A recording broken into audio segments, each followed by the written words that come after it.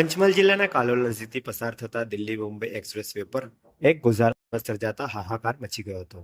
પૂરપાટ ઝડપે દોડતી કાર ચાલકે સ્ટેરિંગ પરથી કાબુ ગુમાવતા કાર ડિવાઈડર કૂદીને હાઈવેની સામેની સાઈડમાં ફંગોળાઈ ગઈ હતી.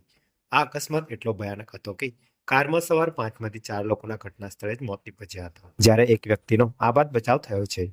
જો કે તે હાલ આઘાતમાં હોવાનું જાણવા મળ્યું છે. મૃતક તમામ લોકો વડોદરાના ખીંજી પરિવારના સભ્યો હોવાનું સામે આવ્યું છે, જેઓ રાજસ્થાન પ્રવાસ પરથી પરત ફરી રહ્યા હતા. મૃત્યુ પામનારામાં સાજિદ ઇકબાલ ખિંજી, ઇલિયાસ ઇકબાલ ખિંજી, ઈશાક ઇકબાલ ખિંજી અને રેહાન અજગર ખિંજીનો સમાવેશ થાય છે.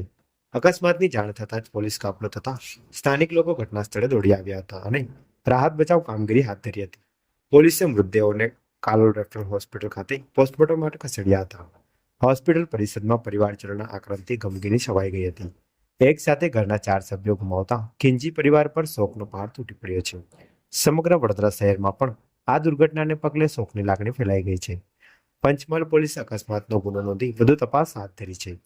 કાર ડિવાઈડર કૂદી સામેની સાઈડમાં કેવી રીતે પહોંચી તે અંગે ટેકનિકલ પાસાઓની પણ તપાસ કરવામાં આવી રહી છે. પ્રાથમિક અનુમાન મુજબ ચાલકે સ્ટીરિંગ પરથી કાબુ ગુમાવતા આ ભયાનક અકસ્માત સર્જાયો હોવાનું મનાઈ રહ્યું છે. એક્સપ્રેસ વે પર ઊંચી ગતિ અને ક્ષણિક બેદરકારી કેવી રીતે જાનલેવા સાબિત થઈ શકે છે તે આ ઘટનાએ ફરી એકવાર સ્પષ્ટ કરી દીધું છે.